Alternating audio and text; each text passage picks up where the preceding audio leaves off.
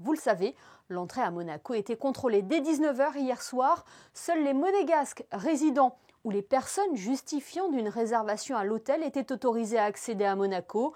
Un dispositif important, assuré par la sûreté publique, avait été mis en place sur le terrain.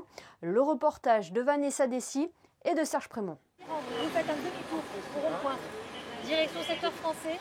Ils étaient près de 130 fonctionnaires sur le terrain en cette soirée du réveillon. Un dispositif exceptionnel a été mis en place toute la nuit aux différentes frontières afin de limiter l'accès à la principauté.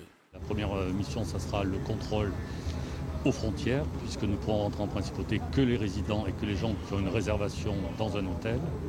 Ensuite, la deuxième grande mission sera le contrôle des restaurants, afin qu'il n'y ait pas de débordement.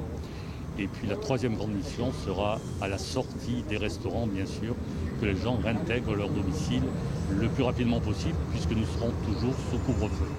Le gouvernement princier et la sûreté publique ont élaboré un plan précis afin de faire face à toute éventualité. Même si tout était sous contrôle, les équipes sont restées extrêmement vigilantes.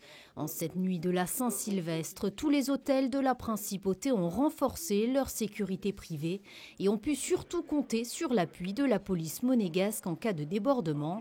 Au vu de la situation sanitaire de plus en plus préoccupante, ces restrictions étaient indispensables.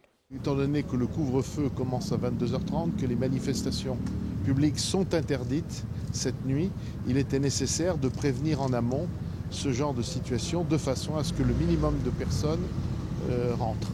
C'est un contrôle très strict et qui montre son efficacité, puisque comme vous avez pu le constater, il y a beaucoup de voitures qui n'attestent pas qu'elles ont une réservation et donc dans ces conditions qui sont appelées à retourner vers la France. Routes, passages, escaliers, tous les accès à la principauté, en voiture ou à pied, étaient également contrôlés par caméra depuis le poste de commandement des transmissions opérationnelles. La situation exceptionnelle, moyen exceptionnel. On connaissait ça pour différentes grandes manifestations, mais jamais pour un contrôle d'accès à la principauté de cette envergure. C'est dommage que nous ne puissions pas accueillir plus de personnes en principauté pour les fêtes du Nouvel An, mais cette année, malheureusement, ce sera comme cela. Au petit matin, le bilan est plus que satisfaisant car la principauté dénombre à peine 81 avis de contravention pour non-respect du couvre-feu et 6 pour non-respect du port du masque. 603 véhicules ont été invités à regagner le territoire français. Le service d'ordre s'est parfaitement déroulé et aucun fait particulier n'a été signalé.